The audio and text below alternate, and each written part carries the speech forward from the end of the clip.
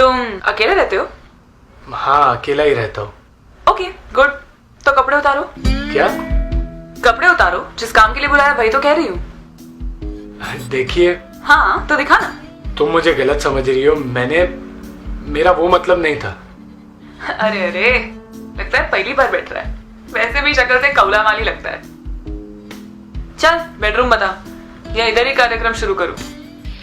नहीं।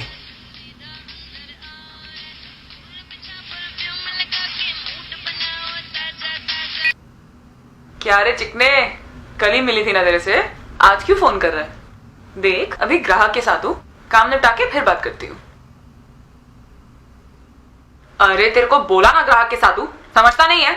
दिमाग की मामत चोर, रखेल नहीं हूं मैं तेरी। चल फोन रख।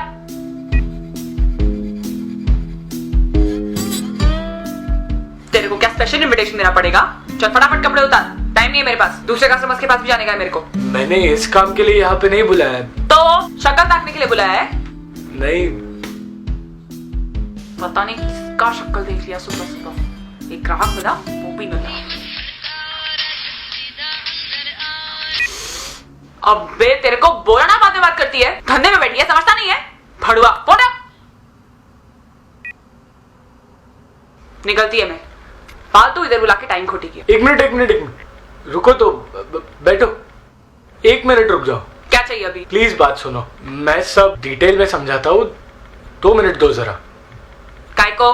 देखिए, मैं एक डॉक्यूमेंट्री फिल्म मेकर हूँ और मुझे एक डॉक्यूमेंट्री बनानी है कॉल गर्ल्स पर। हाँ तो?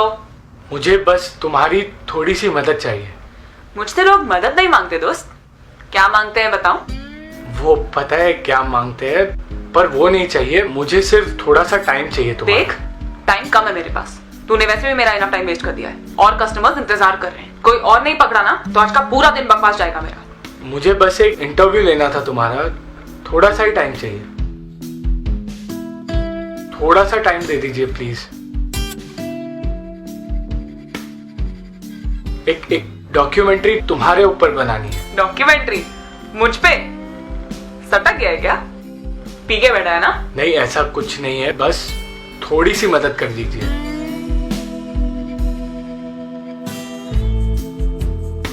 चल ठीक है, लेकिन फटाफट, पूरा दिन नहीं है मेरे पास। बस यही तो चाहता था मैं फिल्म के लिए, थोड़ी सी मदद।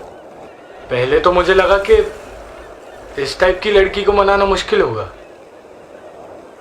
पर वो मान गई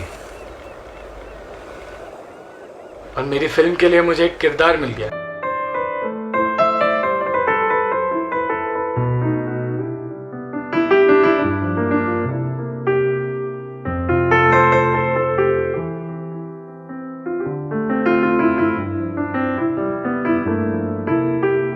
ए हेलो, ये कैमरा का क्या सीन है? मैं तेरे को क्या हाँ बोला तो तू मेरा फायदा उठाएगा? ब्लू फिल्म पे डालेगा मेरे को? नहीं, देख देख, मेरा भी रेपुटेशन है। माना मैं बाजारू हूँ, लेकिन मैं धंधा ना अंदर कमरे के अंदर करती हूँ, बाहर दुनिया के सामने नहीं। फटाफट कैमरा हटा इधर से, फटाफट। देखो, तुम मुझे गलत समझ रही हो। मैं बस इंटरव्यू ले रहा था तुम्हारा। ठीक है, लेकिन अगर इंटरव्यू के आगे बढ़ा ना तो इतना याद रखना, नंगी तो मैं हूं ही, तुझे इसी कॉलोनी में नंगा नचवा के जाऊंगी। डोंट वरी, तुम मुझ पे भरोसा कर सकती हो। मैं सिर्फ इंटरव्यू लूंगा। एक बार के लिए तो मैं बहुत डर गया कि कहीं वो डॉक्यूमेंट्री के लिए मना ना कर दे, क्योंकि कैमरा को देख के पता नहीं उसे इतना गुस्सा क्यों आ गया। पर फिर मैंने सोचा शायद मेरी ही गलती है। आखिर वो एक लड़की है, और एक लड़की क्यों ऐसी चीज के लिए हाँ कहेगी।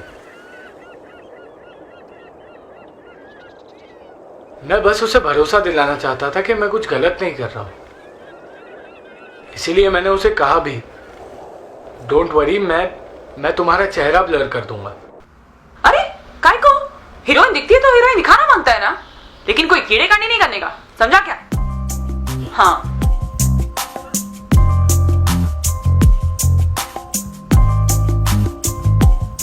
चल रेडी। हाँ। तुम्हारा नाम क्या है? अभिसारिका। तुम इस धंधे में कैसे आई? वो मुंबई जैसा शहर है, नौकरी मिलना बहुत मुश्किल है, और जो नौकरी मिलता है उसमें पैसा मिलेगा कि नहीं उसका भी लोचा है। तो मैंने सोचा ये करते हैं। आधे तो 1.5 आने भरे इधर, लेकिन ये ऐसा धंधा है जिधर बराबर टाइम पे बराबर पैसा मिलता है, कोई उधार नहीं छोड़ता। तुम इस धंधे में अपनी मर्जी से आई हो या किसी ने धोखे से? हाँ, मैं अपनी मर्जी से आई थी। 18 साल की हो गई थी। गवर्नमेंट भी बोलता है कि 18 साल का होना मांगता है ये सब करने के लिए, और 18 साल का होने के बाद अपनी जिंदगी खुद जीने का, अपने हिसाब से जीने का। तो मैंने अपने हिसाब से जिया, बस। कभी किसी बड़े आदमी के पास भी गई हो एज अ कॉल गर्ल? हाँ, काफी बार। कोई ऑफिस बुला लेता है बंद होने के बाद, कोई 5 स्टार होटल ले जाता है। काफी बकरे हलाल किए मैंने। ऐसे किसी बड़ी हस्ती का नाम बता सकती हो? नहीं, नाम नहीं बता सकती, लेकिन इतना समझ ले कि ऐसे लोग जिनके कपड़े अगर नीलामी में बिके तो करोड़ों में बिकेंगे ना, उन लोग के कपड़े चुटकियां बजा बजा के उतरवाए हैं मैंने। इतनी सज धज के रहती हो, ऐसे कपड़े पहनती हो, तुम्हें रेप होने का डर नहीं लगता? नहीं, रेप तो होता रहता है, कोई बड़ी बात नहीं है मेरे लिए। हर जगह होता है। आधे टाइम तो औरतों का उनका मर्द ही रेप करता है। पूछ के थोड़ी करेगा कुछ करना होगा तो, बस गर्मी चढ़ी और कर दिया।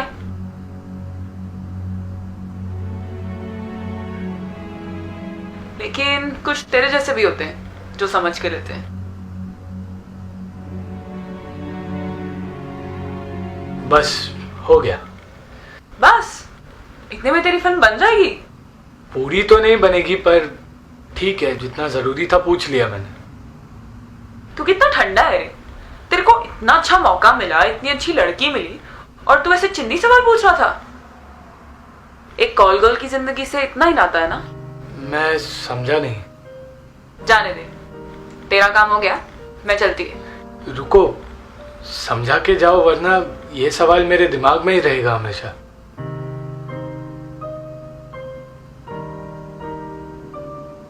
क्या रे हीरो, तुझे मुझ में बहुत इंटरेस्ट आ रहा है? नहीं, ऐसी बात नहीं है, ऐसा कुछ नहीं है। मैं तो बस तेरी आंखों में अभी जो मेरे लिए आ रहा है ना, वो अपनी औरत के लिए बचा के रख। क्या है ना, हमें ना इज्जत उतरने से डर नहीं लगता, इज्जत मिलने से लगता है। पर मैं तो सिर्फ ये जानना चाहता था कि बस मुझे पता है तू क्या जानना चाहता था, क्या नहीं जानना चाहता था। तुझे क्या लगता है तू पहला इंसान है जिसने ऐसा सब इंटरव्यू लिया है मुझसे? मतलब कितने लोगों ने पूछा है। हाँ, यही सवाल नहीं, पर ऐसे ही, तेरा नाम क्या है, ये सब क्यों करती है, अपनी मर्जी से आई है क्या, किसी ने धोखे से लाया है तेरे को, कितना पैसा मिलता है, जब बिस्तर पे होती है तो तेरे को भी मजा आता है क्या। मेरे को लगा तू अलग है, थोड़े अलग सवाल पूछेगा, लेकिन नहीं। और क्या पूछता?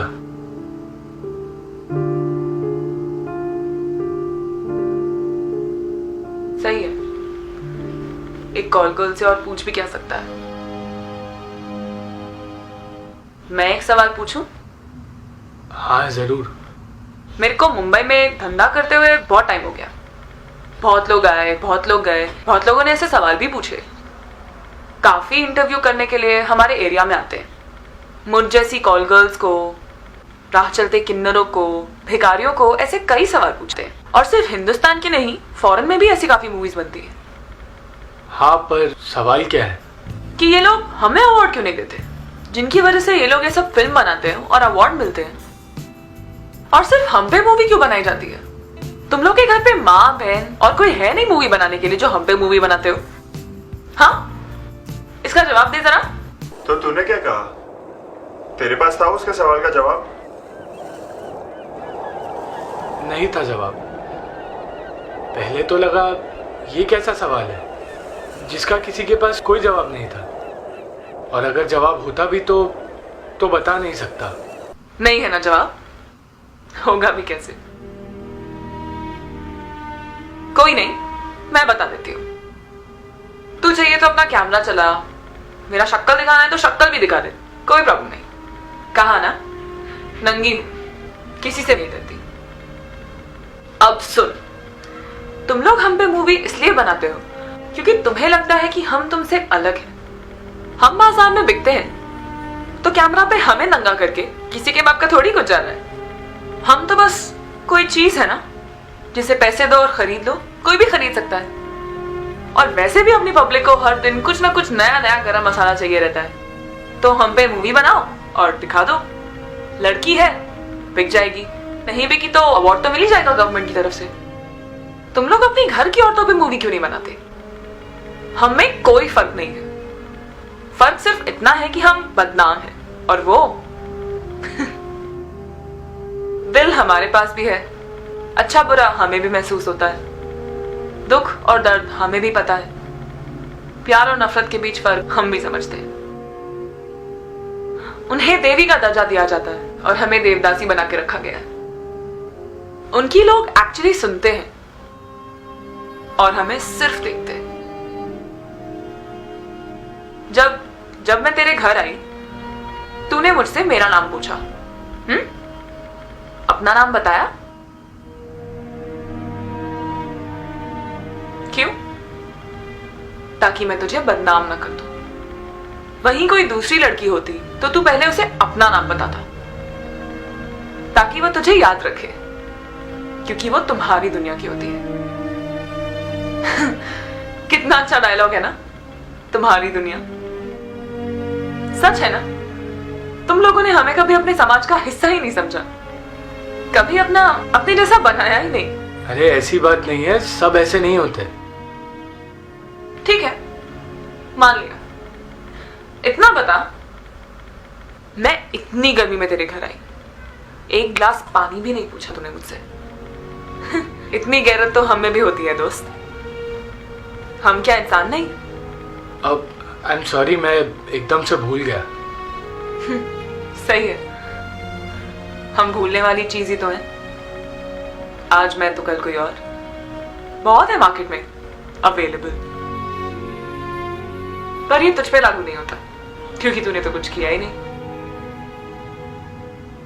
पर इसका मतलब ये थोड़ी है कि अगला छोड़ देगा। शायद मैं अब तक अभिसारिका के दिल में छुपी उस मासूम लड़की को देख चुका था, जो मुझे उसकी आंखों के जरिए दिखाई दे रही थी। उसकी बातें जानो खंजर की तरह दिल पे वार कर रही थी। एक बात पूछूं? पूछना बिंदास।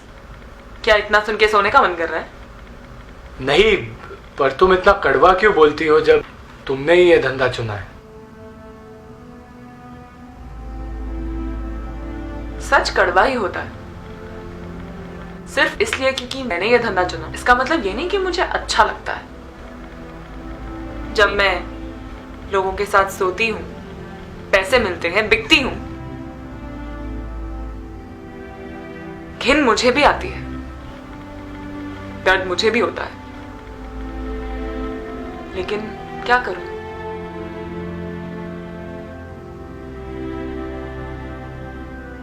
जैसे प्यास लगती है इंसान को, ऐसे भूख भी तो लगती है। जिंदा रहने के लिए करना पड़ता है। मैं समझ सकता हूँ। मैं उसकी आंखों में कुछ ढूंढ रहा था, पर शायद मेरी उतनी औकात नहीं थी कि मैं उसे देख पाऊं। मैं उसकी हर एक बात सुनना चाहता था, उसे समझना चाहता था। अरे वाह, तो क्या अब मैं तेरी नजर में अच्छी औरत हूँ? हाँ। सच्ची? चल, मामा से कब मिला रहा है? क्या? क्यों? अरे अच्छी लगने लग गई ना अभी, तो शादी करेगा ना अपन? अरे मेरा वो मतलब नहीं था। मतलब क्या है जानती हूँ मैं। अच्छा बोलने में और अच्छा करने में फर्क होता है। मजाक कर रही हूँ, टेंशन मत ले। चल अभी मैं निकलती है। एक मिनट। अब क्या? तुम्हारे पैसे? जिस काम के लिए आई थी और जिस काम के लिए बदनाम हूं, वो तो हुआ ही नहीं। ईमानदारी का धंधा करती हूँ, पैसे अपने पास रख। फिर मिलोगी? काय को? आज काम नहीं हुआ तो वसूली के लिए बुला रहा है? नहीं नहीं, तुमसे बात करके अच्छा लगा। ए हीरो, तेरे को प्यार व्यार तो नहीं हो गया ना मुझसे? वैसे हुआ है तो ठीक है, अगली बार भागी भागी चली आऊंगी, लेकिन आज अपने को जाना है। उसके बाद वो कभी मिली तुझे? बस वो दिन मेरी और अभिसारिका की पहली और आखिरी मुलाकात थी।